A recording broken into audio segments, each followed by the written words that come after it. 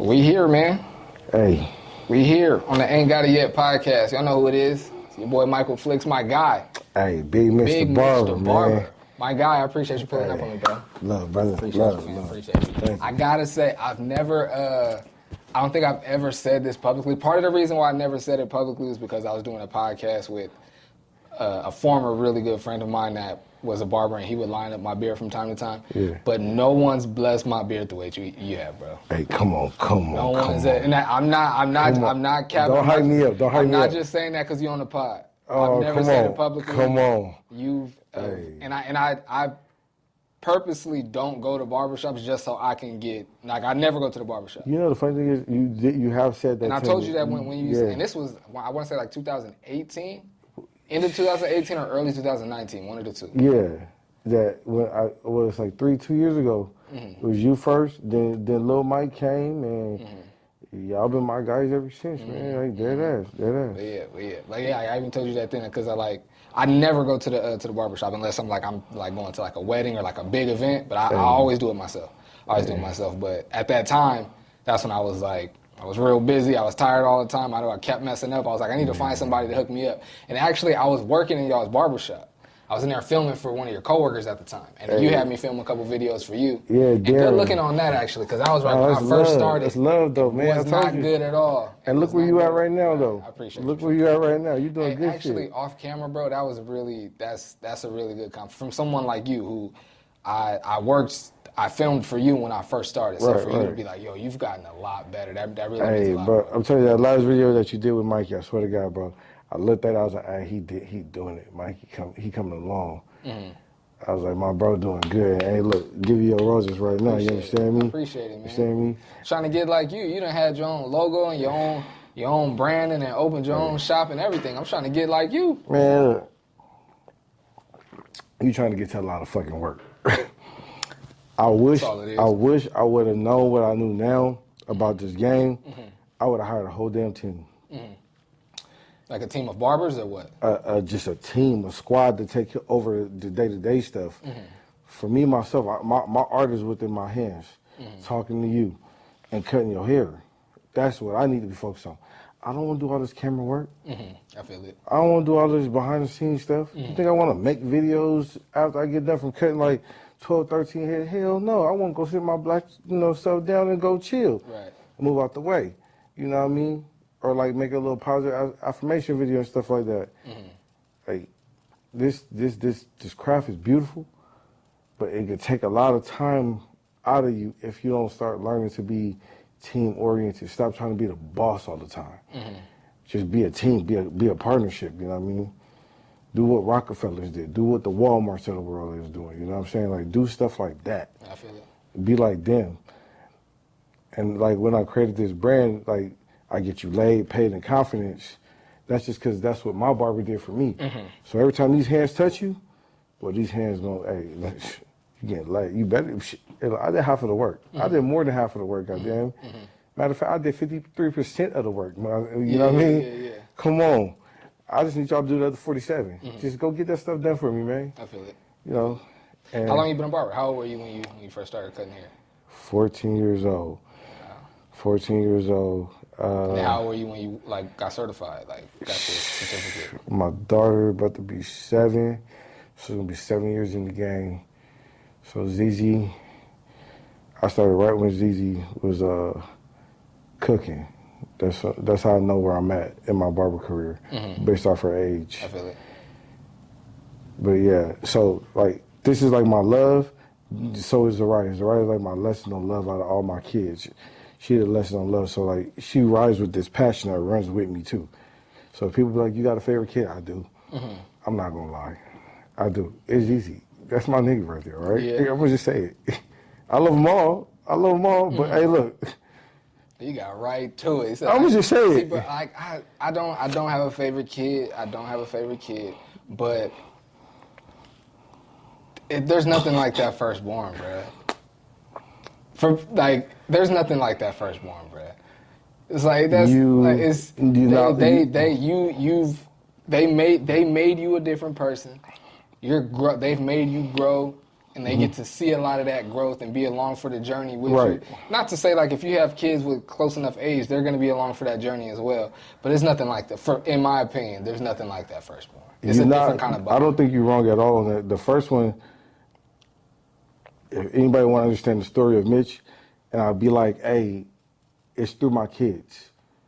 My son, I was a dad for a year, or whatever you want to call that, what I was doing for that first year.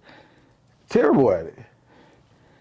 And not until I learned to be a nourisher to my son and stop trying to be his protector, you know what I mean, and just let him live and know that, you know, my ideology of what I think and what I went through life is going to be completely different from you. But I'm going to give you these bases of what manhood looks like. And the first thing, the manhood that came to me was when I was like, I need to nourish you. I need to nourish you like your mother nourishes you. Let me love you like a mother does. You know, they give women crap about how they can't raise a man. But this bullshit. I've never believed that. I believe women been doing it since the beginning of time, bro. Betty Ann motherfucking Mitchell, listen to me. I don't mean to curse, but Betty Ann Mitchell raised 3 dudes, and that's a tough woman. Mm. You know what I mean? And we all, you know, we done rose, we done fall, but we all doing good. Mm-hmm. So to tell me that a woman can't raise a man, throw that out the window. I throw that out the window. But that's what my first son taught me, though, that I had to start loving like a mother. Still be the provider and the protector, but it always started with the nourishment of helping him, giving him hugs. When he falls, let him fall, you know what I mean? Don't yell at him. When he get in trouble, I'm stern on that. You get in trouble, my nigga. That's it. I ain't got to put my hands on you, but I will take away. Mm-hmm. This world going to be rougher than you on me. And I was like, for me to be here with you at this age already, and I was like, bro, I still don't know nothing. And I'm still learning with you. Your kid, your kid that you said is your favorite, is that your oldest? That's my second to oldest. How many you have? I got 3. You got 3. Oh, so your middle child is your favorite? Because she taught me love. Shout out to the middle children out there. Shout out to the middle child. I'm a middle child, man. It's shout out to the middle child. Shout out to, hey, what's your daughter's name, your favorite? Oh, Zariah. Zariah. You have no idea how big a deal it is for a middle child to be the favorite. Man. Middle child usually get looked over, stepped over, and forgotten. No. For the middle child to be the favorite, you special. Hey, that's my thing right there, man. See, Jaden is manhood, Zariah is love. And Ais, the 1-year-old, is called patience and wisdom. Because I watch her be like, go after stuff, and she'll fail so many times, but she'll just get back up. It's amazing to watch it, bro, as a dad, you know. And, you know, in this business, what we in, it's hard sometimes because we're gone so much. But those days you got it, put the phone down. Mm-hmm. Really start paying attention to what they're doing. I swear to God, it's the most, man, I swear to God, I done seen Anais grow right in front of my eyes like that. I seen ZZ change somebody that was not loving the right way to love as is. A son to poke the bear, which is me, and say, hey, now, Father, how you going to be a father? How old are your kids? 15, 6, and 1. Okay. Oh, I had a little gap. Okay. Do you think does your oldest child, I mean, you just said it right now, but do you think your oldest child can feel that your middle child is the favorite? No, because our bond, me and his bond is different. Mm-hmm. We growing. Like, I call that a forever bond. That's my first learning lesson of how, from not being attached to the title of that and just be that, but also, you know, grow into what our relationship was going to be, whatever it is in the present. So, detaching from the role so much, still being a leader, but like allowing that kid to really be themselves. Mm-hmm. I think that's the way we should be raising them. Absolutely. To just be themselves. Like, you know, as a man, we'll be taught the color pink. well, that's a girl color. Oh, that's a girl color. Oh, he playing with Barbies. Oh my gosh, she's gonna be gay. We worry about this stuff. It's punched into our brains that if we doing stuff like that, it's gay. But my son look good as hell, first of all. And, he get girls now. You know what I mean? So, I was worried for what? For what? It's just the same thing that, we would go through if we listen to like girl songs or something like that. Can't listen to Taylor Swift and be a hard dude. You know what I mean? Hell no. You look weak as hell. What the hell wrong with you? But then that's in your head, you're like, hey, yeah, Taylor. You know what I mean? Just as you growing up as a man, I'm glad I am where I'm at today, put it like that. See, I'm lucky. And I wanted a daughter real bad too, but I didn't get one. I got 2 boys. And I'm happy with that. Okay. Like, my sons are 7 and 3. And although I do feel like, though, if I had a daughter, like, she probably would have messed around and been bro, it's But then again, if my second child would have been a girl, who knows? Because like I said, and I'm not. Let me be clear before I keep talking. I'm not saying that my oldest child is my favorite. I don't have a favorite kid, but there's nothing like the bond. There's nothing like the bond with that first child, though. And I will say that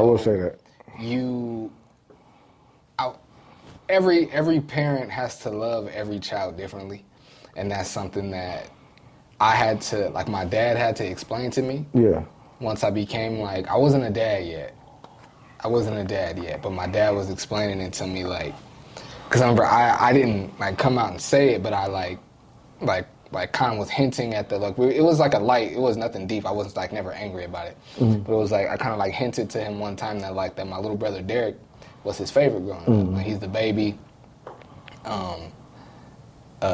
My little brother's senior year, my dad made it a point to be at all of his football and basketball games. Oh, damn. He didn't do that for me. You know what I'm saying? And like when we was it never kept me up at night, but it was definitely something that I noticed. Something that bothered you in the back of your head? It didn't bother me. It didn't bother me, but it was definitely something that I noticed, and I just registered as like. Well, also though, and this is just honest. I don't know how like my dad gonna feel when he hears this, but like this is truly like a part of my thinking though. My dad wasn't like the star at his school, but he was a good athlete, and he went to Long Beach Poly. And Long Beach Poly in Long Beach is known as like one of the top high schools in the country, like year after year for decades. And he played football and ran track there. But my uncle ran track there. And then for me in sports, I was never like a superstar or all-star like that. And so for me, I just chalked it up to like, I'm not good enough. Because he came to my little brother's games and he came to my older brother's games. Yeah. They were both really good. So I just chalked it up to like, Pop is about winning. Like I'm not good enough like for him to come and watch my game. And I didn't feel, that wasn't what it was. Me and him have had the conversation that way. But that's how I felt at the time. And I didn't take it like personal, and I wasn't in my feelings about it. I just like, that's just what it was. Like, hey, like you gotta put on. You know what I'm saying? And my senior year, I started, and he came to a couple games, but like he made it a point to be at my little brother's games, and I remember him being at my older brother's games. Okay. But not mine. And I brought that up to him one time, and then like I said something about how like certain things he did for my little brother Derek that he didn't do for me and my older brother. Or like how me and my older brother was like, we were like little like first and second grade with our knees in a chair washing dishes. My little brother didn't start washing dishes till he was like 6th grade. You know what I'm saying? I remember like I'm like pointing some of these things out. And my dad was just saying, he was like, yeah, like I everyone's different. He was like, I gave all of you guys what you all needed. Like I gave Steph what he needed, I gave you what you needed, and I gave Derek what he needed. Like some of the stuff I did for Derek, I didn't need to do that for you. Y'all had each other now, because me and my older brother were like almost 2 years apart. Okay, yeah, y'all he got held back a a year also. I mean, I hope you don't feel no way about me saying that, bro. He got held back a year, so we did from 7th grade all the way through high school. We were in the same grade. Okay. Had a lot of the same friends, walked to and from school together. When he got a car, we riding to and from school together. Okay. So we was always together. And then my little brother was like 3 years younger than me. So by the time he got to high school with us, like me and my brother were seniors and he was a freshman. Okay. So he did all elementary and middle school like by himself. So my dad was like, it was 2 of y'all.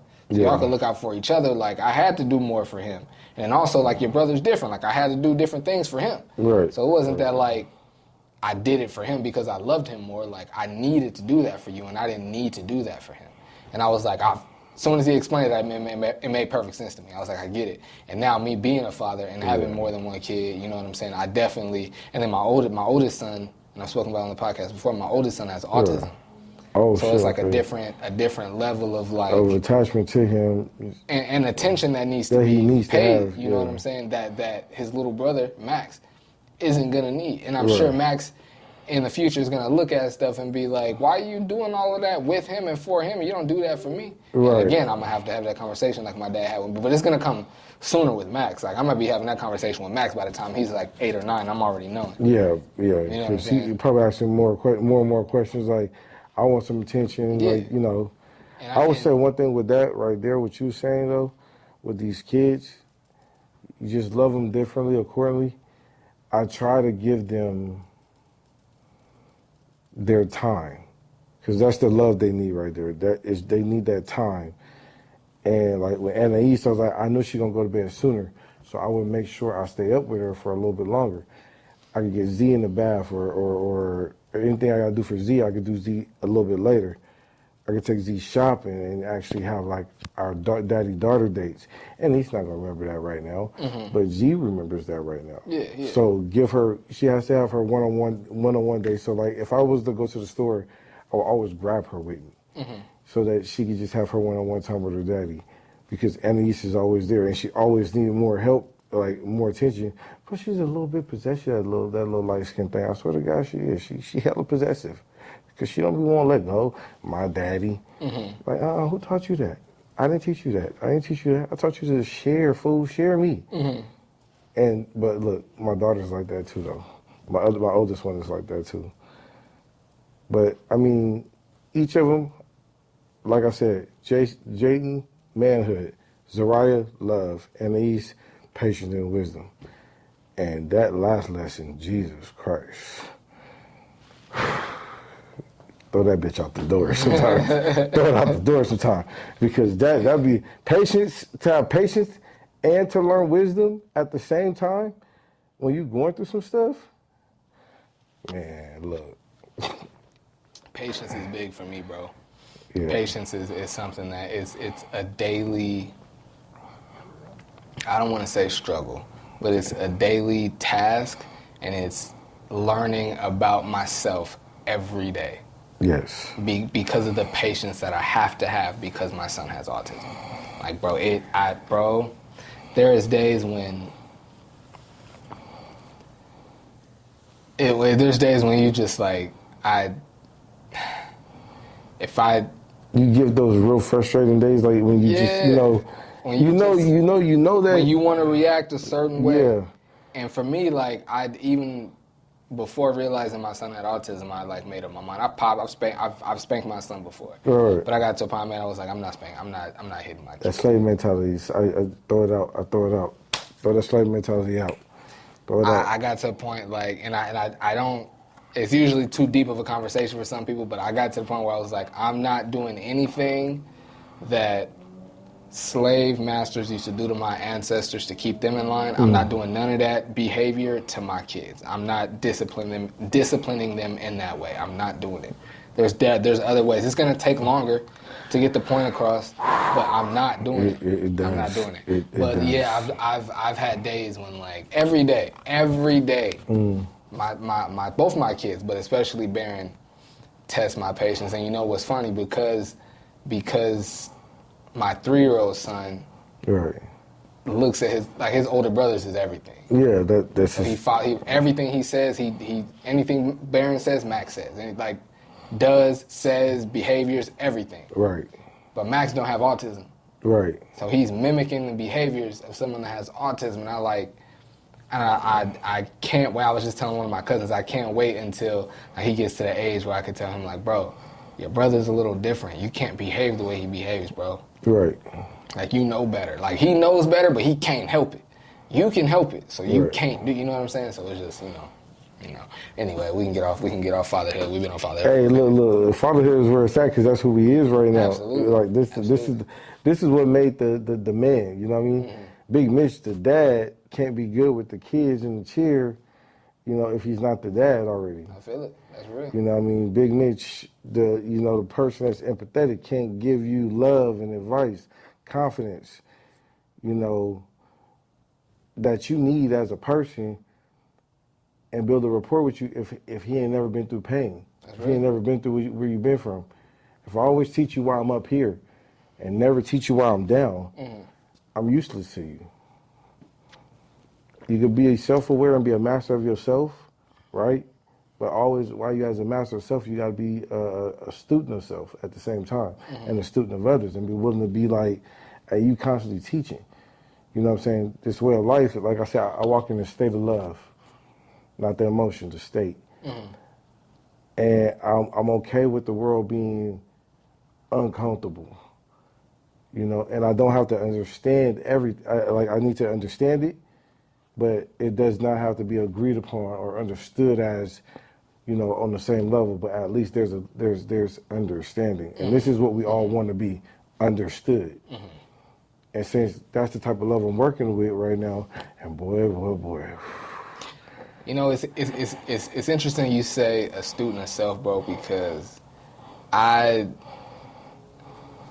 the more I learn about myself, the more I like, okay, I'll just say it like this. It's an interesting journey to continuously learn about yourself. Because you like, for me anyway, like you feel like you're pretty self-aware, and I do still feel that way. Right. I do still believe I'm a pretty self-aware guy. I'm very emotionally aware. Emotionally aware. Like, okay. But I feel like I understand myself very much. But I don't know if it's because we're always growing and evolving, so you're always learning about yourself. Right. But it's like, it's been so many times in my life, bro, since I've been, I want to say like 19, that I'll find myself in a situation and I'll react a certain way, and it'll shock me. Yeah. I'll be like, whether I'll be in a situation where I thought I'd be afraid and probably run. Right. But I didn't. I stood there and was like, what's good? And I've had situations where I thought I was stand tall, and I was like, I'm gonna get up out of here. You know what I'm saying? There's been so, like, it's such, being a student of self is very important, but it's a very, for me anyway, it's been a very, like, interesting lesson. Right. Now, I like it though. I hope it continues to be though. No, like, because you're gonna always be self-aware. So I always say, stay self-aware, right? You just want to be self-aware, and then like I always say, walk in your eyes. So whatever your foundations are as a person, you done learned that, grew up with that. Don't change all your bases for just to think that something that's a trend now is just a fad right now. So then you're gonna lose all yourself, all your bases to go with this fad. Nah, keep the principle of self, you know what I mean? Be self-aware, walk in your eye, and then when I say walk in your eye, be of service to others at the same time. Always want to be a service to others. Oh, that's you know what I'm saying? about. You know, and it's not like you trying to be all fucking positive. I hate when people say that, like it's positive. I say, but isn't it insane that if I give you the nigga energy, I'm gonna say it like how they say in the Boondocks. If I'm gonna give you nigga energy, and you gonna give me nigga energy back, we gonna get nigga reactions. But what's wrong? Like, what's wrong with being positive? Like, if somebody said, like, oh, he's always so positive, like, so the opposite of that is being negative. And if he was so negative, what would your reaction to that be? What would you say about that? So what's like? There's like, that's such a toxic thought and a toxic thing to say. It's not that what's it's wrong with toxic. positivity? I want to say this: it's not toxic. We gotta look at it like this. If I'm being in my empathetic self, I can't say, Mike, be where I'm at right now. Like, if you feel hate towards somebody that then did you wrong or something like that, just even with words, you might not be where I'm at, so I got to come to you and see where I can grab you. I'm like, hey, Mike, hey, look, think about it like this. You know, Nip talk about, you know, the way we deal with disrespect and shit like that. We got to learn to be better with how we handle ourselves in disrespectful moments and shit like that. We have to learn how to handle it a lot better, because that's a fact. If we keep doing it the same way in the same cycle, well, it's gonna continue the same cycle. This is why I said I'm insane when I would be like, If I practice kindness with you, I'm insane. But I'm only insane because you're going to keep trying to think that negative energy is going to make me budge me, but it's not. My kindness is killing you because you're like, why are you like this? I'm not trying to do this on purpose, but I just know that I can't get to you. I could hit you like that with some force, but then I still got to do this. I still got to come back. My favorite thing to do is to kill people with kindness, bro. I don't know if it's because I'm a petty person, and I know what you want is for us to engage in a negative manner. Like if I know you don't really mess with me like that, right? And what you want is a confrontation. Yeah. When I say, I'm like, hey, what's up, fam? How you living? Big smile. What's up, fam? And for me, it's like, and I've had this. It's not fake to me. I've had that conversation with you. It's not fake to me because you for me, you're being petty though. You saying you was being petty. I'm definitely being petty. So that's being fake. But being petty is being fake. Yeah, because like you purposely know that if you act kind with this person. But for me, it's not that I don't genuinely feel that way. You have an issue with me. I don't have an issue with you. And just because I know you don't like me don't mean I can't greet you with kindness. But look, we could play off each other's emotions and look, Okay. it could get a little petty. But if you really walking in your true self and like you feeling like, look, I mean, I'm not about to do all this. I'm not doing all this today. How you doing today? Do. Okay, you having a good day? Okay, cool. Boom. Leave that discussion. We moving now. That's not being petty, and that's being your genuine self. You just gonna say hi, whatever. But like, if you know this motherfucker gonna get mad about you being extra nice to him, why feed him that? Don't feed him that. Like, just be like, okay, you just one of them people that we gotta just, hey, you gotta move to the side. You right. I guess I'm not that evolved yet, bro. You getting there, bro. You getting there. Stop. I don't. It's funny though. I'm not. My first reaction truly would be to ignore you. True. To pretend like what I normally do. Okay. 95% of the time. Okay. Is if I know you got some type of issue with me, I'm gonna pretend like I don't even know you. I could have grown up with you. Wow. But if me and you are not cool, I promise you, I could see you somewhere and walk right past it. It could be like we at a party where there's so much space where you got to do one of these to get to the bathroom. I could shimmy past you and look through you like I've never known you, not speak, not nothing. Like I'm a professional at that, bro. So that's my first reaction. Is that love? No, not at all. That's not love at all. So how do we get past that communication barrier? Because we do that to ourselves worse than we do that to any other race. At that point, I'm past love. I'm past, like, this relationship is dead. Cool. Okay, fine. Now, again, did you do everything you had to do in that relationship? No, you didn't. Did you try to solve that? No, hold on. Because you didn't try to solve that relationship either. Because no, you didn't. You were ready to be more petty with the negative, but you never try to think and say, hey, let me just be a little vulnerable and put myself out there. See, this is the thing where you got to go to your eye now. Now you got your eye. You're challenging yourself. Did I do that? Like, for the women that I had in my life, you know what I'm saying? I asked myself, did I really create a safe space for them to really be safe? So look, I'm a pretty, like I said, I'm very emotionally aware, very socially aware as well. And I'm also someone that, like, I ask a lot of questions, and I don't like to leave things undone.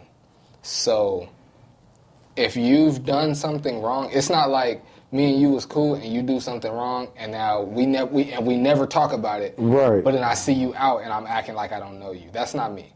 Yeah, I'm not going to do that. I think that's fake. That's super fake. I'm just making sure that's not what you're thinking. If you do something wrong, I'm going to talk to you about it. And after we have the conversation, once it's determined that our relationship is not about to move forward, you're not somebody that I'm no longer building with you, and you are not cool, the next time I see you, it's going to be like we've never met before. So what I was saying about that whole thing on the relationship aspect with the women and shit like that, right?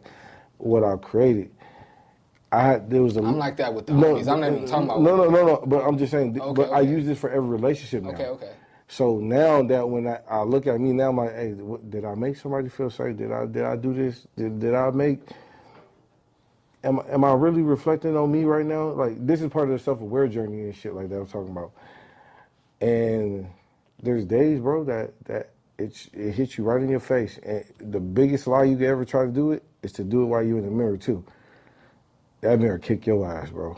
It kick your ass, it break you down. It really shatters your ass into a man. You know what I'm saying? So what I was saying with that relationship, I was like, make sure you did all that you can. Make sure you was that, you know, a man about this all the way. You know what I mean? Full on, let that shit be known, bro. Because sometimes we don't have those conversations and we live in that regret. And sometimes the best people that we let go was the ones that we easily could have mended these relationships up with already. Mm-hmm. Why have broken relationships if you can actually communicate this and stop living in an insanity mindset, doing the same thing, think you're gonna get the same result, and think you're gonna get a different result. Why not just do something all the way different and hope the result gets to something different? That's how I'm walking and shit. That's how I'm looking at life. You know what I'm saying? And sometimes it's tough because I think Mike Tyson said this on the podcast. It make you feel like a bitch, bro, sometimes. Because, like, niggas know who you be, and you could easily be like, want to pop somebody upside their head and shit, but, like, you know you got to grow as a man. You got to grow with your intelligence and shit. And it is one of the hardest journeys, I could say, for myself. It's a hard-ass journey. And, I mean, probably for you, like, I mean, even in that situation, it's hard to be like, I'm going to turn the goddamn right nose to somebody that's, you know, I blatantly hear that they disrespected me. Like, this is the craziest shit in the world. Again, just to reiterate, I don't leave things undone. Like, I'm not like a, I don't seek out, I'm not like an overly confrontational person, but I don't shy away from confrontation at all. Amen. At all. Like, I'm not out here looking for confrontation in the slightest. I like peace, I like love, I like unity, I like for all of us to move forward, arm in arm, we all together, we all love each other. That's the vibe I be on. Right. But if there's an issue, it gotta be addressed. It has to be addressed. Amen. And after it's addressed, once I've established that me and you we not building together no more, me and you are not cool, the next time I see you, it's gonna feel like me and you have never spoken, never met, like we don't know each other's names. Absolutely. I got away from the one question I wanted to ask me. Is talking about your favorite kids and everything. It's all good. Favorite kids and everything. Well, I guess that kind of answers itself because you just put it out there that you got a favorite kid. I was going to say, is it okay to have favorite family members? I'm pretty sure you answered that. Hell yeah. But I got an auntie. I got an auntie. Well, I love her to death. What the hell? Okay. I guess, like, we're all human, so that's not a fair question. We all have favorites. Right. We all got a favorite something. But is it okay to, like, make it public and for, like, the other, like, is it okay for your other aunties to know that this one auntie is your favorite? Your favorite? Or would it be, like, is it okay for all your kids to know that this is your favorite? For all your cousins to know that this is your favorite? I mean, look, it's all in the treatment. And I'm going to say it just like that. It's all in the treatment. Just like a woman, you know, they want that ring, right? They want that ring and that symbolism, right? And I say, this don't make you wife. It's the treatment I give you that makes you wife. Mm-hmm. So it's the treatment in each relationship and the amount of time you put into each relationship is what makes that relationship. It ain't got to be talked about. It's seen already. People know this already. They're not asking you the question for a reason. They're not asking questions about that for a reason. They see this already. Mm-hmm. But if it is talked about, if it is spoken, is that foul? Is that fair? I mean, look, speak your truth. I always say speak your truth. I mean, look, somebody gonna get hurt by something all the time, positive or negative. It's gonna hurt somebody, like no matter what. Yeah, I don't think it's okay to like let that energy be so like public and so upfront. Like I said, we're all human and we're all gonna have favorites. Even if you say you don't, like, we're all human. Like, you got a favorite. Yeah. You got to favorite something. And for me, I don't necessarily like want to say that I have favorites, but I definitely have like different people that I'm closer to than others for sure. We have favorites. And if that makes them the favorite, then sure. But I we mean, have favorites, bro. Like just like even because like if I craziness. which I do, Right. if I have an auntie and a cousin that all growing up every summer. I spent 3 weeks. Those are my favorite aunties. That's my favorite auntie and like, cousin. I don't want to say it's my favorite, but I got a different bond with them. Nah, that's my favorite right there because that's who I want to go with. My heart, my energy, my frequency said, "Hey, take me to that vibe." And see, for me, that's not what it was. Like it wasn't like nothing that was like I wanted. For me, it was just like I want to go spend some time with family. And the first time I did it, I went there. And then the next time I went there. And then the next time, and then it just became a thing that it became a repetitive that this habit. is where I go. Yeah. And so I got a different bond with that auntie and with that cousin. Okay, that makes sense. That's just, like, and not to say that like my other aunties and cousins I don't love just as much. It's just I got more time put in with them. It's like we got certain experiences together that's made us closer. So it's not necessarily a favorite, but I'm definitely close. Yeah, like we all are. Yeah, closer with with certain family members than we are with others. You know what I'm saying? And you know, people can see it. Like I'm quite sure. Oh no, my cousins. Trust me when I say this. Take a girl out and treat her like your girlfriend, right? And I mean, really do it. But hey, stay vigilant and stay in the corner of your eyes. Stay in peripherals to see what these women out here is looking at you like. Why are you treating that woman and courting this woman? It's the funniest shit ever, bro. It's funny. Women get lost in other women's relationships, especially when they're on dates. I'm a people watcher, so like I like to go people watching. And when you're on a date and you treating this woman, you give her all this attention and shit, right? In the corner of my eyes, I seen these two little things. I forget whatever race they was, but I could see them in the corner of my eyes, and I could see them like, oh, and the girl that I was with, her eyes are sparkling and shit. You know what I mean? Make sure she feel good. It's not the ring. It's always the treatment. If I give anybody that type of game, hey, look, it's the treatment. Treat her like this. You gonna treat your niggas like your ride or die, right? No matter what, right? Why the hell the woman you with, you not gonna give that same love to like that? Or give that same attention to? Oh, you a simp? You damn right. Right now I'm a simp, yeah. But let me show you some pimping too. Let me show you some pimping at the same time. I can get this shit right for you. I'm watching these women looking at like, oh. Next thing you know, DM stuff starts to happen. You know what I'm saying? Because it's funny that the more women are something else. And that's what I would like to say too. Women are something else. Because you think that men are competitive? Hell no, Mike. It's the fucking women. The women are the most competitive beasts out here. Period. Period, bro. Because just like you was doing this in an endearing way to this woman, right? Like I was on this date.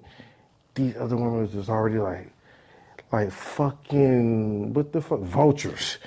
God, coming down on her, like ready to snatch the shit away from her. Cause that's how they are out here, man. It's a wild game, bro. It's a wild game. Absolutely. It's a wild game. And it gets even more wild. It's a wild game, nigga. It's a wild game. It's a fucking ridiculous. It's ridiculous, Mike. It's ridiculous, Mike. It's ridiculous. You ever had anything like that though? Like something like that would happen? Like you on a date and a woman try to get you, try to snatch you up? When I was younger, not like, I mean, I've been in a relationship for a long time. Yeah. But when I was younger, that happened for sure. Oh yeah. That happened for sure. I remember one time actually. That's so funny. Hey, you good to pot with, bro. See, I mean, you good to pot with, bro. I remember I was how old was I? Was I still in high school? Don't matter. I was like, what did you do? Maybe like 18 or 19. I was at oh man. What did you do? Telling stories. I was at the movies with my girlfriend at the time. Yeah. This is an immature flicks, so don't judge me too much. This is an immature flicks. I'm at the movies with my girlfriend, and we get, popcorn, soda, and candy and everything. We go in the movie theater. Romantic shit. Yeah, you know what I'm saying? And I gotta go to the bathroom.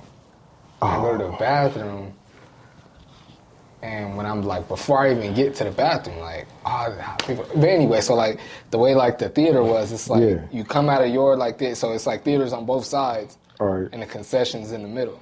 So I'm coming out of the theater. Oh, and then the bathrooms, the men's and women's bathrooms are on opposite sides. Okay. So I was 2 theater hallways. The men's bathroom is on this side, the women's is on that side. Okay. And our theater's over here though. So I come out and I gotta walk across the whole concessions to get to my thing. And it's tables and stuff set up. It's obviously indoors. There's tables and stuff set up.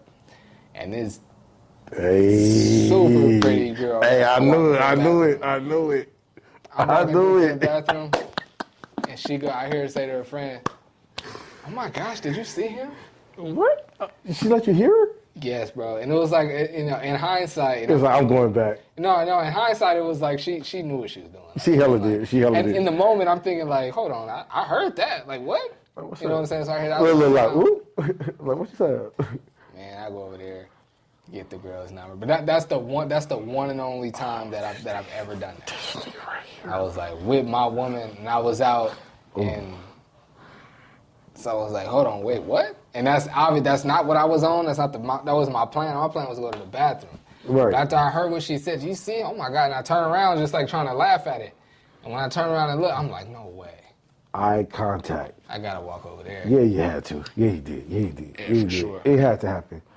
It's amazing how this stuff works out. It's amazing. It's a beautiful thing, though. It's a beautiful thing. You a relationship guy, or you a bachelor? I can do relationships. I was about to say, if I put you on the spot, you know what I'm saying? No, hell yeah. Look, I'm going to say it like this, though, and I'm going to just be honest about this relationship shit. I'm going to experience you while I have you. And that's just what it is. Mm-hmm.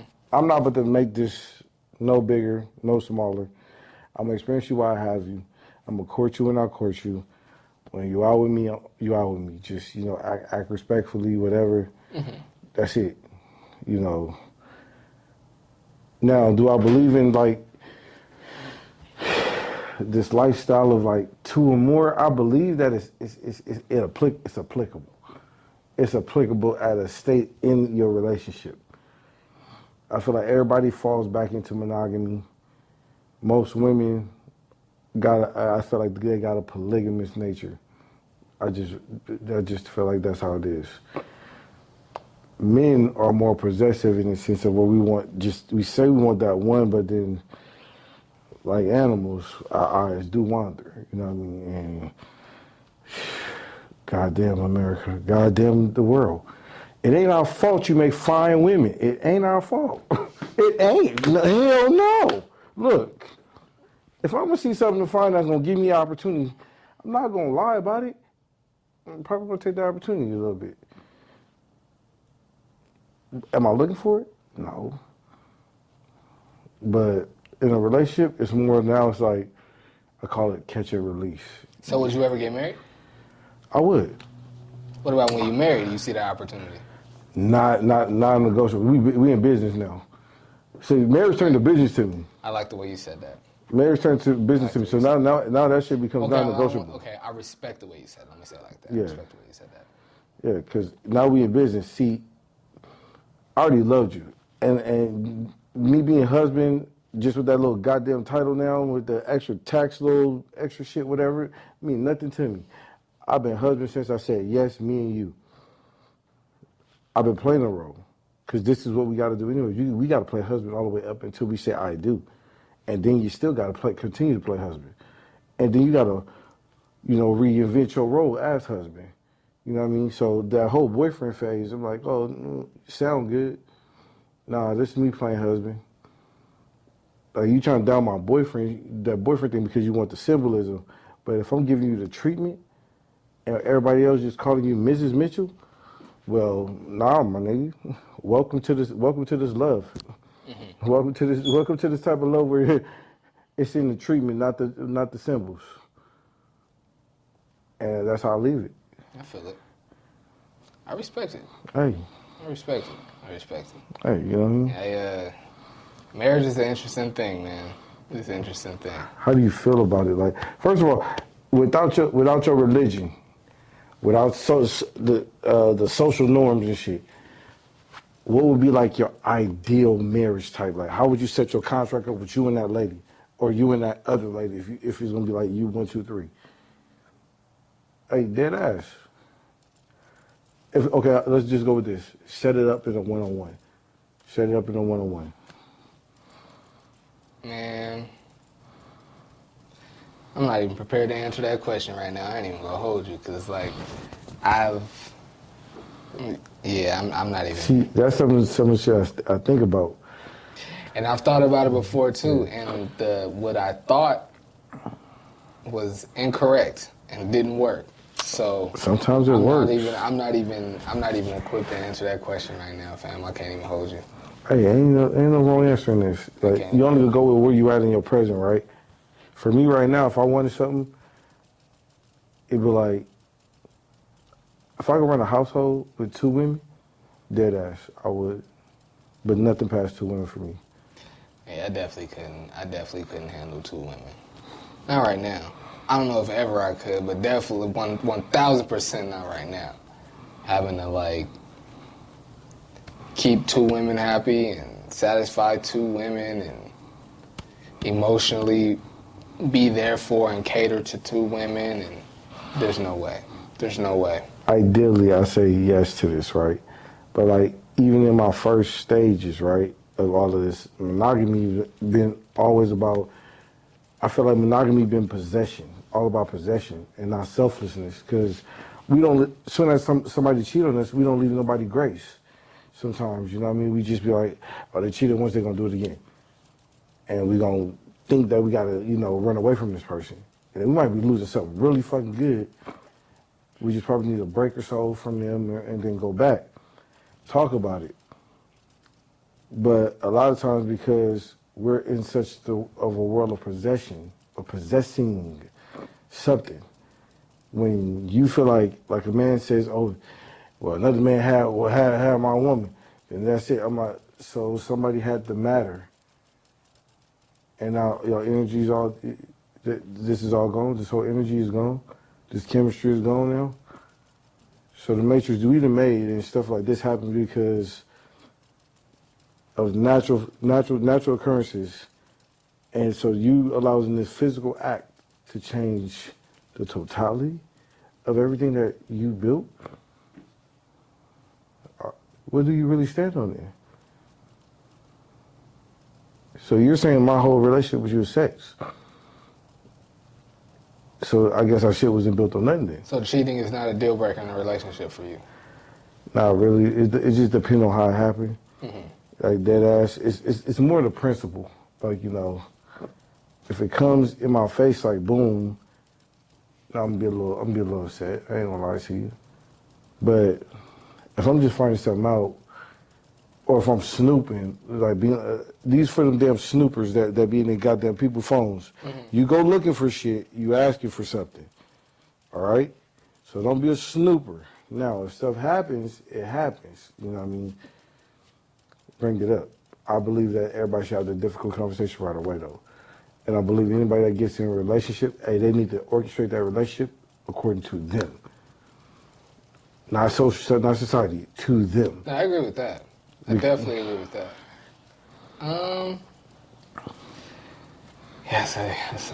That's an interesting one for me. I always felt like cheating would be a deal breaker for me. Like, absolutely. Like, I'm out. Mm-hmm.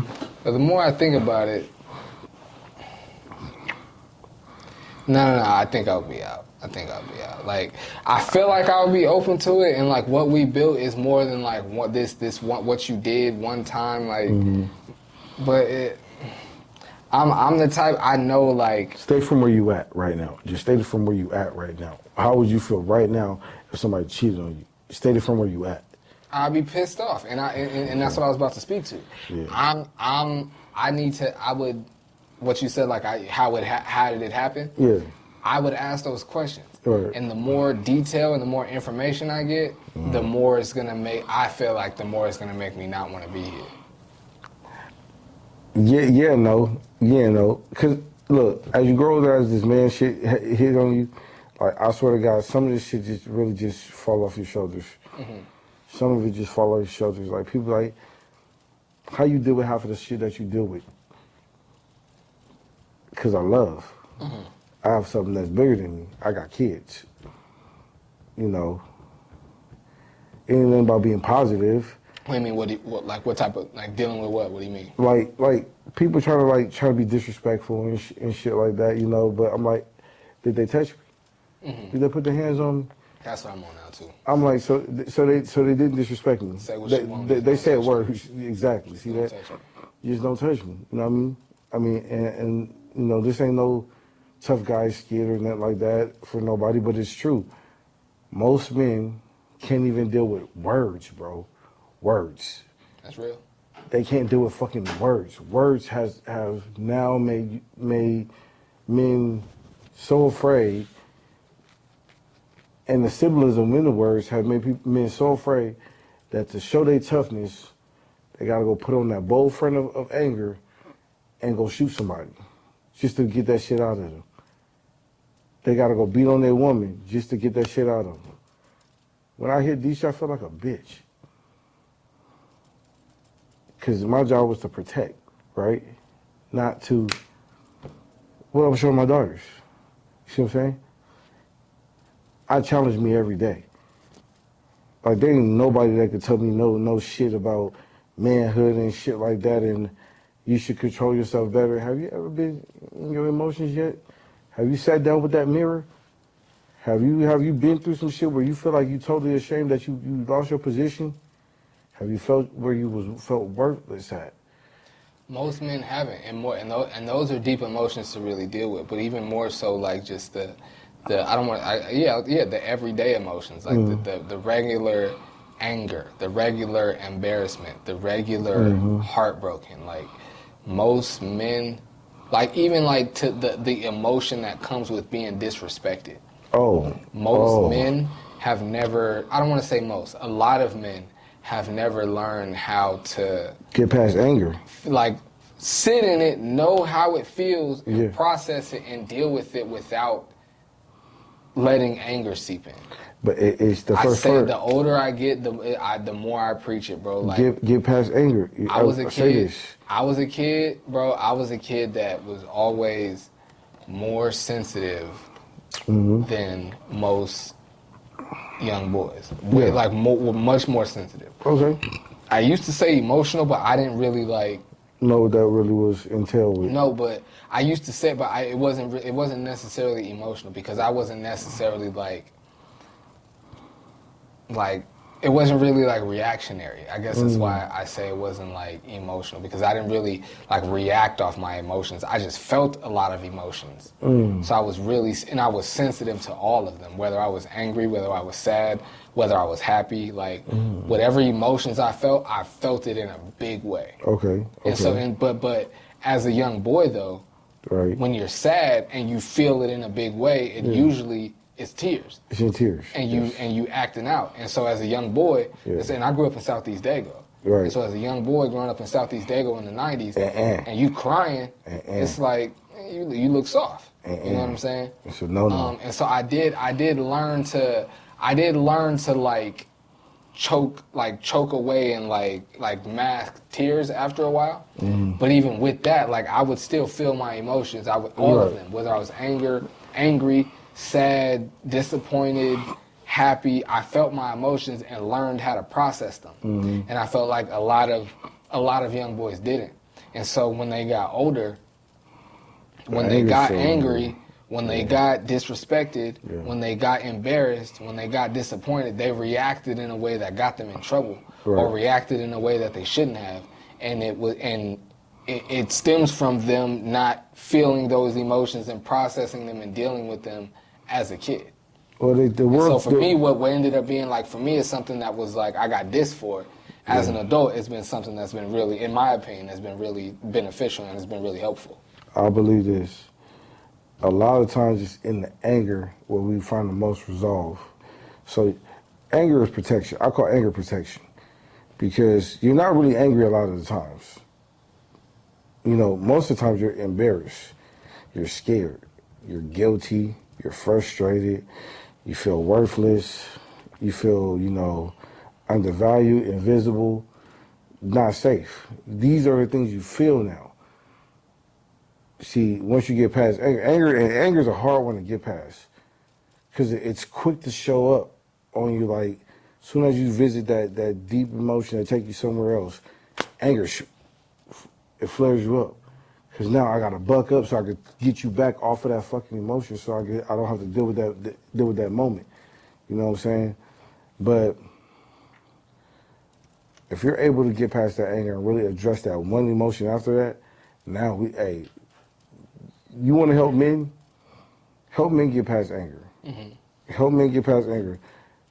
This is why those affirmations and kudos sometimes go a long way with us, because we be needing that, because the world be telling us, shut the fuck up. I know if you want more. Oh yeah. But it'd be like, shut the hell up. Shut the hell up. You a man. You gotta go do this by yourself. So I'll be like, tell me when men ever made themselves by themselves.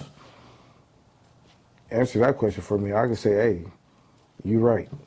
Well, I definitely don't like to be by myself. I don't like spending time by myself. Well, no. That's not true.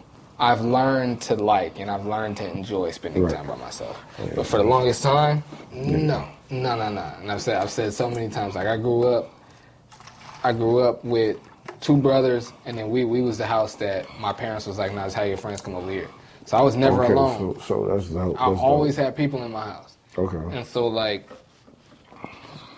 moving out, you know what I'm saying? It was like, it took some getting used to. Like being by myself, it took getting used to. Man. And even to this day, like, I definitely have days and times when I'm like, I'm finna go to the store and I'm not bringing neither one of my kids. I'm finna ride in silence. Yeah. Or listen to a podcast. No. Sometimes I want to do that because I've been with my kids all day. Like I work for myself as you do. Yeah. So like during the day, I'm at home with my kids editing, and at night I come out and do my filming and my shooting and stuff. Yeah. And so during the day, I'm with my kids all day. And so sometimes I do have times when I'm finna go to the store, no kids. I'm finna spend this 25 minutes by myself. Hey, don't it feel good though? And it be feeling great. Oh, it be feeling great. Yeah, but then I be having them other times, like my dad, where I be wanting somebody to ride with me. I'd be like, hey, I'd be like, I'm finna go to the store, who wanna go? And sometimes both of my kids be like, me. They be racing to get their shoes on. I mean, that always feels amazing. That feels good. And then you had them other times like, I'm going to the store, y'all wanna come? And they will be like, no, I'm gonna stay here. And you be like, you don't wanna come? Not at all. Like I'm finna. Like, I got you. And I'm the dad when I go to the store. I let my 7 and 3. They run the aisles. Yeah. If they get in the cart, I'm the dad that's pushing the cart mad fast. We bending corners, and I don't care. I don't judge me all you want. You see me in the store going crazy, I'm going crazy having fun with my kids. Judge me all you want. Amen. That's why. So I'll be like, my kids don't want to. I'm going to the store. You don't want to go? And they be like, no, I'm gonna stay home. I'm like, you don't want to. You don't want to go have fun with me? You know what we finna do in the store, right? You don't want to come?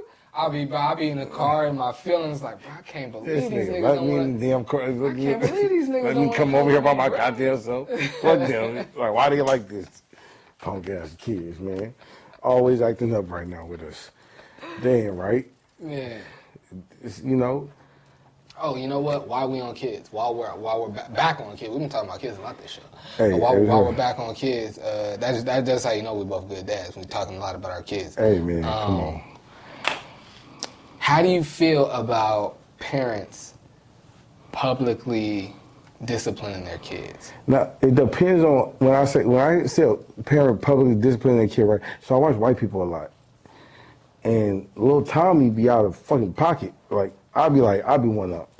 Come smack the hell out of Tommy. Mm-hmm. But watching this woman, right, and holding Tommy accountable, they have their way of disciplining their kids without using like their hands.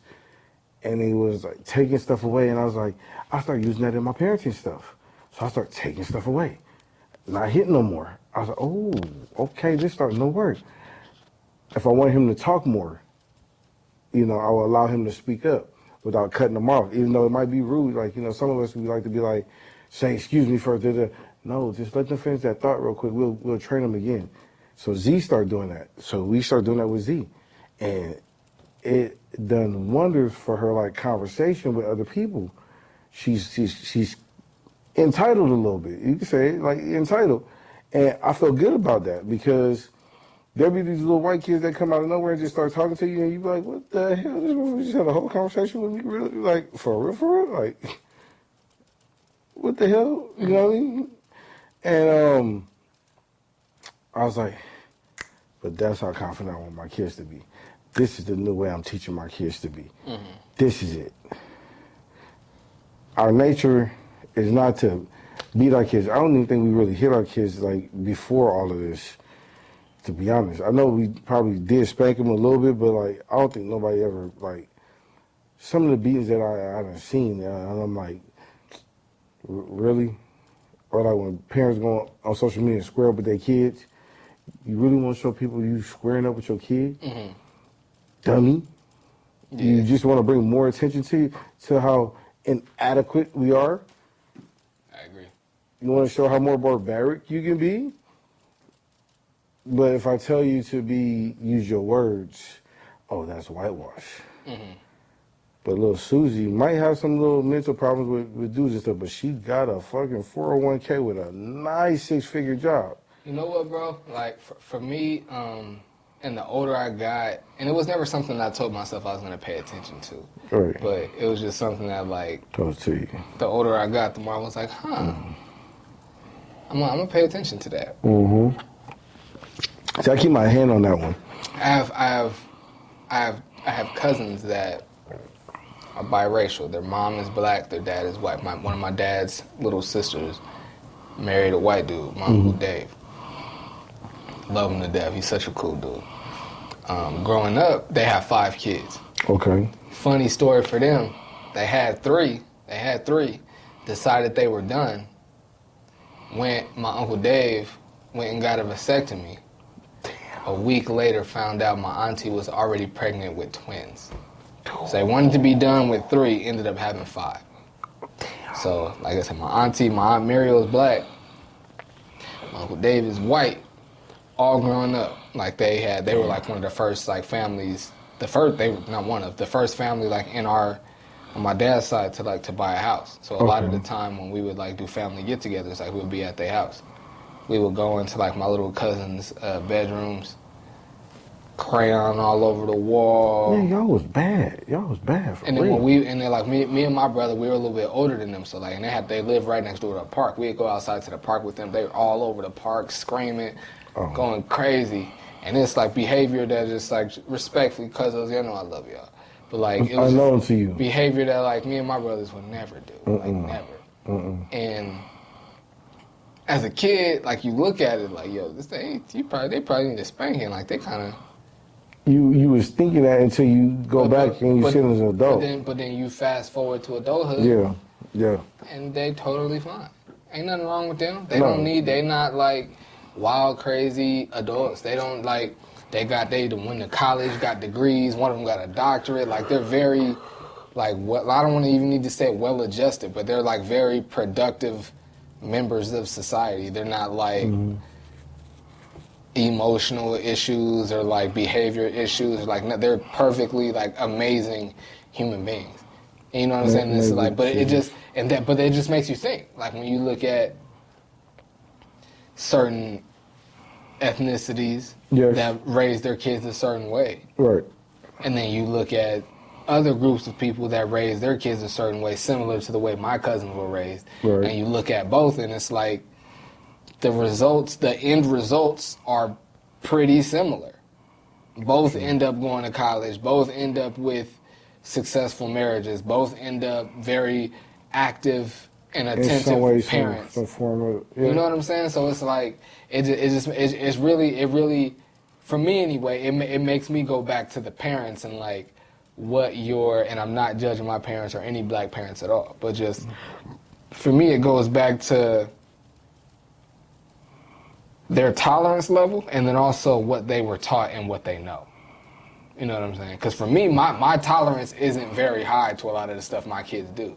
But I've made up my mind that I'm not gonna be like that. I'm not gonna discipline. I'm not gonna discipline them in that way.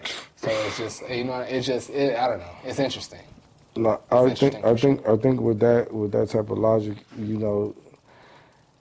when my mama always say she loved me the best way she could, as all times, you know what I mean? Like, when I say I'm at that state of love, you know, and being in that, going to peace and searching for peace and moving through this chaotic world, you got to see the world through their lenses too. And they love you only at a cap that they could love you at, because that's what they learned before. Now you got all this information now. I got child development behind me, studies dealing with other races and stuff like that, seeing different family dynamics, to understand that I don't want my household to be like that. So me popping you all the time and doing all that, this shit not gonna make no sense, you know. Why did you take child development courses? For my son, actually, dead ass, because I was at a point, that's what I said, this made me challenge my madness. I said I need a child development course so I could learn how to teach how to be a better dad to my son. And that's the only reason why I took that course. Because I said this can't be it. I can't be whooping him and making him feel this way, but I said I don't see no goddamn improvement in no behavior. It wasn't until I stopped doing whippings. Like, we'll do like military like type punishments, like where like with no hands and shit, so that would work. But when he needed a hug, I gave him a hug. When he needed a kiss, I gave him a kiss. Those things were making sense to me. When he wanted to play Thomas the Train, put the phone down, that made sense to him. When he wanted to wrestle with him, that made sense to him. At that time, I didn't know he was spelling love Time. I didn't know that's what he was doing, but that's what he showed me. He was like, it's not about having all the time in the world with me, but the time you have with me, make that my time. And I was like, oh shit, it hit you right in the mouth. It hit you right in the mouth. And you're like, damn, I got to make valuable time of what I got going on. You know what I'm saying?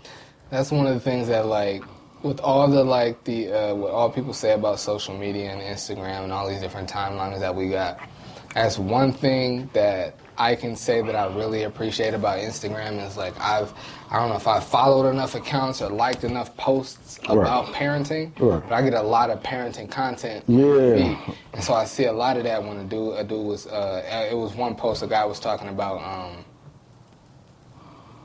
basically saying, like, how he kept telling his son, like, I can't right now because I'm working. I can't right now because I'm working. He would always tell his son that. He got to, by the end of his thing, he was like, and to be clear, I'm very successful. Like, I have multiple properties, I have multiple businesses, like, I've got a lot of money. I don't have to worry about money at all. I can buy whatever I want. Right. He was like, but I would always tell my first kid, he was like, and that marriage didn't work out. He was like, and now I'm in a different relationship. Right. And I can tell that, like, I never tell these kids, like, he was like, these two new kids that I have, I never tell them, oh, nah, right. He was like, and I still work a lot. He's like, I haven't stopped working. I still run multiple businesses. I still got multiple properties that I got to check on. He's like, but these kids, as few times as I can tell them, I never tell them I'm working. He's like, if I do have to tell them no, it's not because I'm working. He was like, if I tell them no, it's because I'm packing this bag and I got to get on that plane in an hour and I have to leave now, so I can't. Right, He's like, but I don't tell them no because I got to work. He was like, that's just it. Or I don't have it right now. Yeah, he was like, I have it right now, I just don't have the time right now. And that's, for my son, I swear to God, that's the part that hurt me with him, because it's not giving him enough time. And I told him that, I was like, even though when I thought I was doing the right thing, being big-headed and stupid, I was like, well, I thought I was hurting your mom, you know what I mean? Or like just trying to show her a thing or two, you know what I mean? I was like, you was the one that was missing out the whole time. And I was like, I messed up. So I was like, I apologize for stuff like that, you know what I mean? So with my girls, like you said, them girls never had to want for nothing. They never had to want for nothing, you know what I'm saying? So now that we're in this new dynamic of our new growth relationship, as I like to call it, it's like, how do we get better from here presently and just keep moving forward and just keep going, knowing that there's going to be progression and regression. It's going to happen like that.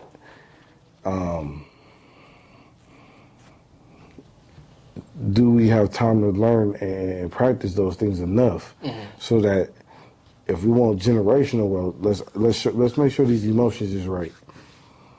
So we don't have no binge spending and shit, you know what I'm saying, like that. Let's make sure these emotions is right so that when we get these companies, we're not trying to divide our companies up within the families. We still keeping them whole. We're the Rockefellers, we the Walmarts, Targets of the world, you know, Neiman Marcus's and shit like that. This is where I want to be at in my emotional, so that when we get these financials, hey, we smoothing, baby. We smoothing. Do you have any? Before I ask you about your own personal affirmations, do you do any? Do you have any affirmations that you do with your kids? Oh yeah, I told Zizi, I said, look in the morning. I said, what's your name? She screams her name out. She says, Zariah Rain Mitchell. I said, what are you? She said, I'm strong. And be like, I said, what else? She said, I'm smart. I said, what else? She said, I'm a leader. And I'm like, okay. I said, what is daddy to you? She's like, my daddy, I love you. You know, just like that, you know what I mean? I said, what are you to you? Everything. And I was like, you damn right. That's dope. Damn right. And you keep that up. You know, every night, you know, we try to get that going. And she hates it some nights, don't get me wrong, she hates it. But the days that I don't do it, she gets mad at me. But the days when I do it, like, you know, she's like, it's annoying, but she's like happy at the end, though. She's happy at the end, you know.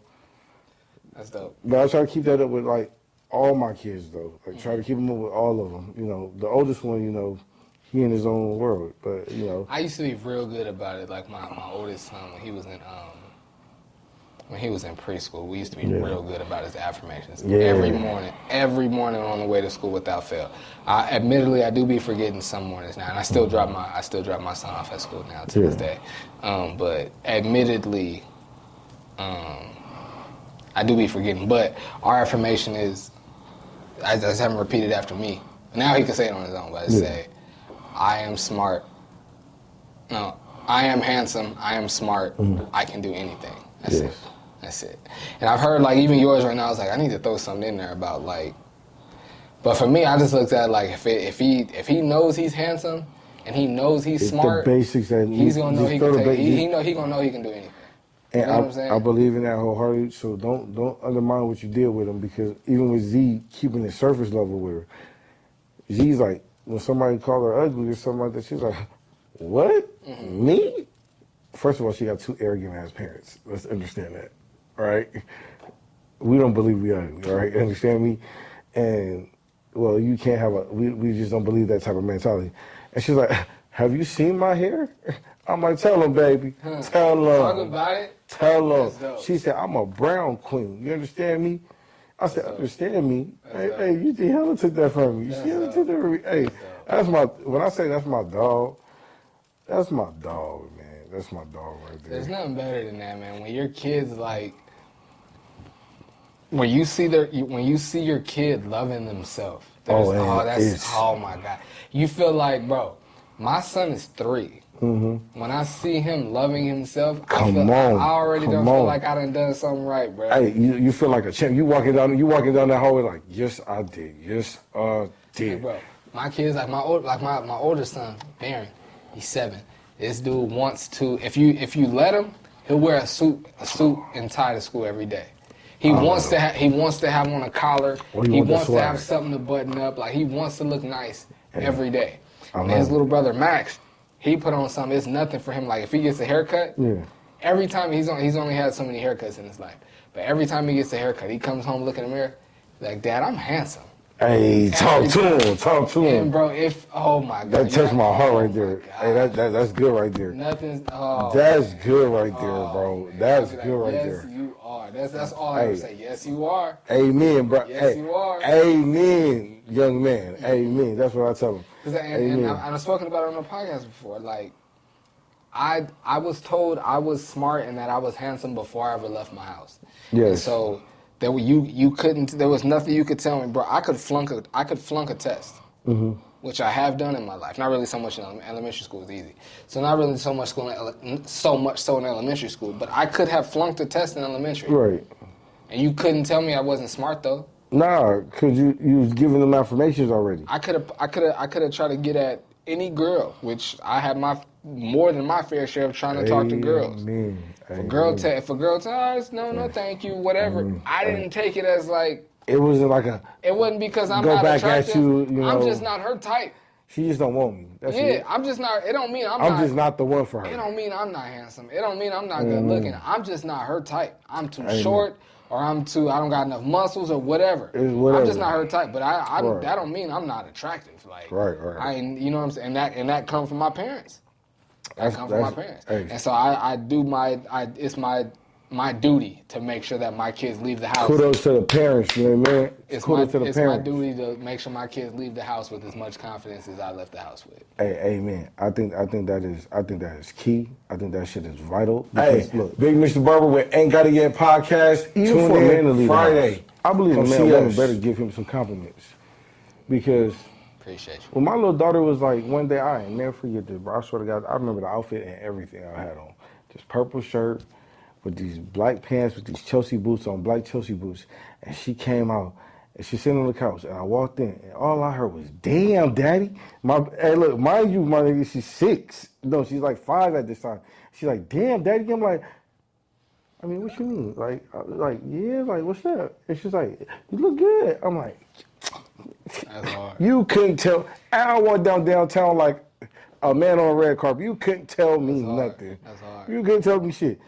I was like, "Mama, what the hell what was your compliment at?" She don't buck my head up though, but it's okay. It's okay. But it's them kids. So going back to them kids give you life. They give you lessons, and they just give you everything you need. Because when they was brought into this world, they was never brought for you to possess them or be above them like that. I believe kids, when they're born, they're always born to teach lessons as you grow up, not as they grow up, because you already got some foundation. But as you know, I agree with that. I believe they give you this, and my son was like I said, manhood. Daughter was the lesson on love, as is. And then my last daughter, Anais, my 1-year-old, was wisdom and patience.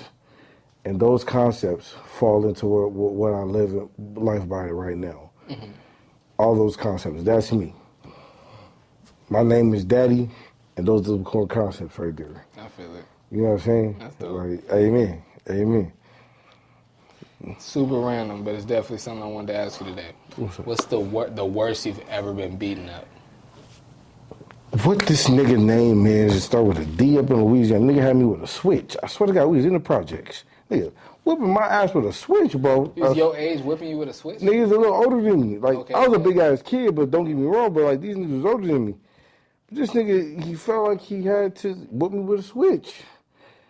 But that's probably why, because he was such a big dude. Nah, it's some bullshit. They shit, you know, it just was like some initiation type shit in Louisiana. They be doing dumb shit like that. But then when I caught up to him, like, later on in the week, it was crazy because I don't know where this strength came from. I tried to, like, there's an electric eel in the ditch, so we got ditches in Louisiana.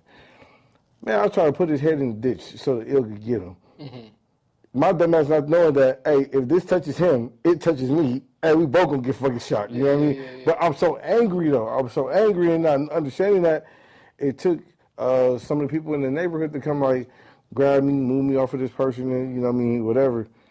But I was like, as I start to grow up, I said I never want to be that angry again, where I want to put myself in danger and I really want to hurt somebody in that light. Worst I've been beaten up, I was in 8th grade? 8th grade? It's either 7th or 8th grade. My homegirl Kenyatta. I went to middle school. I did 7th and 8th grade in Escondido. Okay. In North County. In Escondido, and this was Lorenzo Keeler's days. Yes, yeah, you know. Yeah, he was in Lorenzo Keeler's days. Between 2000, we moved out there in 2000. So it's between 2000 and like 2002. Like, yeah. It was either 7th or 8th grade. And I'm pretty sure it was 7th grade, but it don't matter. My homegirl Kenyatta, it was only so many black people. Like Escondido, and we live in Escondido at the time. It's like, you on the hood side, or you like on the more like you more the hood side? Yeah, you was on the hood side. I mean, we lived like our house, like where my home, like where I lived, was not was not in the mix. Okay. We live like. Y'all live right there, Our though. complex was like, but the school we went to was in the mix. Yeah. And so if the school is in the mix, a lot of people that go there is in the mix. Yeah, in the mix. You know what I'm saying? It's only so many black. It felt like 98% Hispanics. It probably was. It probably was, bro. And so you can imagine the ratio feels the same at the school. Yeah. You know what I'm saying? Yeah. My homegirl Kenyatta, she in my PE class. It's just me and her, and it's this one other, like, not really light skinned, but like almost light skinned black girl. It's only three black people in this PE class. Okay. Right? And my homegirl Kenyatta is like, she like down on one knee. She's down on one knee tying her shoe. And this Mexican dude named Jose, I forget his last name, but this Mexican dude named Jose, he comes like in front of her and like, oh. Yeah. Oh. Yeah, like he like he moving his hips and moving his pelvis, like mad, you know what I'm saying? Disrespectful with it. Yeah. Oh. And so like I see it and she kind of like, so if like you're Jose and she right here. Yeah, she moving away. Like, she turned this way and he come right here and keep doing it. Oh man. And mind you, I'm a small dude now, so I've always been a small dude. And he got some, he not tall, but he got some size on him, you know what I'm saying? But I never cared about none of that. Like if I'm gonna get at my issue. I never worried about that. So I'm like, and while he's doing it, like I come and I push him like mad hard, and I got a hoodie on. Oh, I got my PE shorts on, but I got a hoodie. I got my PE shirt on, but I got a hoodie on over it. Yeah. I come up, I'm like, bro, watch out! Like what you doing, bro? Like. Yeah. Don't disrespect a homegirl like that. And he like, what you trying? I'm like, what you trying to do? Right? Oh, shit. And when I say what you trying to do, he pushed me. Oh. And so I push him back. And like, my thinking was like, I don't know why I thought this at the time, but my thinking was like, this dude is big. I'm not finna stand here and lock with him. If I could tackle him real quick and be over him, then I could just serve him up. Right. That's what I was thinking. And so like I go to tackle him, but I'm so small and like he's so much bigger than me, I can't get him down. Oh. And like I said, I got a hoodie on. He grabs I'm holding him like this. He grabs my hoodie like right here, like at my ribs, and like pulls it like over. Oh, he hoodies you. He hoodies you. He just holding the hoodie like this, bro, and just serving me, bro. Serving me. It was like, because I'm in the hoodie, like, it wasn't, like, too bad, but, like, I got all kind of, not really like a black eye, but I got, like, lumps under both eyes. He done punched me, like, in the chin and the head. Like, he can't see where he hitting. He just holding the hoodie, just swinging into the hoodie, giving it to me. That's the worst I've ever been beat up, for sure. That's the worst I've ever been beat up, for sure. I've been beat up pretty bad with my older brother before, but that don't really count. That's the older brother. That's your older brother. That's your older brother. Yeah. Yeah, that one don't count. But now, for sure, that one, the switch, because it was out of nowhere, bro. The switch was out of nowhere. Mm-hmm. Like, in Louisiana, like, the type of fights we used to get into, it's just stupid. The shit that we used to get into in Milwaukee, bro, like, the shit I used to get into in Milwaukee was stupid. When did you move to San Diego? I know you went to high school out here. I went to high school out here. So, like, no, because I went to Wilson out here, too. I went to middle school out here and high school. So I don't think until I got to, like, the 6th grade, I really stayed here. Okay. So I came, left again, went to Milwaukee, stayed gone for a little bit, and then I stayed down here ever since. And then I left when I joined the military. What was the reason for all the moving around? Shit, I don't know, I guess I was in trouble. Oh, okay. I guess I was trouble. I thought you was going to say military or something. You said, I was getting in trouble. No, I was getting in trouble. Yeah, it was just it got a little taxing on everybody. Yeah, I got, my trouble was really just for fighting, like being like, trying to be like a little tough guy. Like, I didn't really like, I didn't get in no big trouble like that. I remember me and some of the homies, like, we was putting staples and paper clips on rubber bands and like, oh, y'all didn't do some shit. Flinging them at people. And somebody got caught and snitched on the whole crew, so we all got in-school suspension for like a week. And that was like the most trouble that I got in. I was like in school since I couldn't go to my normal class for a whole week. So that was like the most. But I was even like, I was. That's crazy though. Like for that, Yeah, some people got really messed up though. Oh shit. Okay. Like somebody got like hit in their eye and it was like a nasty cut, like with blood coming out. Like somebody else got hit in their arm and it was bleeding. Like, and it was like, how does this keep happening? Like people was like, and they seeing like paper clips on the floor like after they bleeding, and like what's going on? And then when they finally find out that it's like a good like 5 or 6 of us that's all been, you know what I mean? Doing some shit. Yeah. And then one dude, I ain't gonna do him like that. He might still be. Yeah, that's what I'm saying. He might still be moving and shaking and dago like that. Granted, it's some 6th grade trouble, but still, like, you know. Yeah, we can't say no names on one dude, he told on there, and it's funny, bro. It's so funny how they do even when you're kids. Like they got us all like, you know how like sometimes the classrooms, like it'll be 2 classrooms, and they have that middle room, like that little like teacher room, like in between both the classrooms. Okay. They brought all of us in there. And gave everybody like a small stack of that's how you know I ain't been in the office in a minute. Your ass man away from school. Now I had them in my office all of the time. When you the little squares that you like you tear them away, it's a whole booklet of them. Absence sheets, tardy sheets. No, they're not like it's not disciplinary. Like, no, it's like office supplies. It's not like a school thing. It's like it's like a Post-its. They gave everybody like a small little stack of Post-it notes and a pen, and they was like, they told all of us, they was like, whatever you saw, whoever you saw with paper clips and with paper clips and rubber bands, just write it down on here. You don't have to put your name on it. Just whatever you saw, just write it on here. We're gonna collect them all. Bruh, all of us was like, nigga, put that paper down, slid it back to the middle of the table. Like, man, we all finna go down for this. Like, I finna tell nobody. One dude, I won't give his name, but one dude, he wrote on the paper like, I saw, and we all went down. Damn. It was all bad, yeah. So that's the most trouble I ever got in. But I wasn't like a troublemaker like that. Like I didn't really get in a lot of trouble. I was a class clown. Like I didn't really like get a lot of work done in class. Like I was a class clown. All my teachers loved me. All my teachers loved me. But I was a class clown. But I wasn't like a troublemaker. Like I was quick to fight just because I was small and I was down to like show you like I'm not scared of nobody. I'll fight you, bro. So I was down to fight, but I wasn't a troublemaker though. That makes sense. That makes sense. Yeah. I hope my kids ain't troublemakers, man. That's not. So far, so good. So far, so good. I would say that. So far, so good. I'm glad I don't have those issues right now. All right, I got one little thing I'm gonna hit you with, bro, and then we can get up out of here. I got this in my I call it my quick hitter segment. I'm gonna hit you with like a word or a phrase, and whatever the first thing that comes to mind, you just say it back to me. Got it. You only get 3 seconds to answer. All right. Are you ready? Go. Padres. Winners. Basketball. Best sport. Favorite shoe. Jordan 11s. Favorite food. Soul. Social media. Big Mitch the Barber. PB. Short Club. North Park. Bluefoot. Downtown. Shit. El Chigon. Mexican food.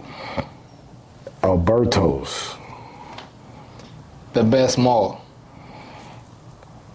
Fashion. Big Mitch the Barber. I get you paid, laid, and give you confidence. Boom, that's a good way to end it right there. My guy, Big Mitch the Barber. Hey, I love you, bro. Appreciate you pulling up on me, bro. Love you too, fam. Man, Love you this too, is fam. beautiful. Absolutely. It's been another episode of the Ain't Got It Yet podcast, man. I appreciate y'all tapping in. Until next time, take care. Big love. Hell yeah, I like that. That was funny. That was funny as hell. For sure.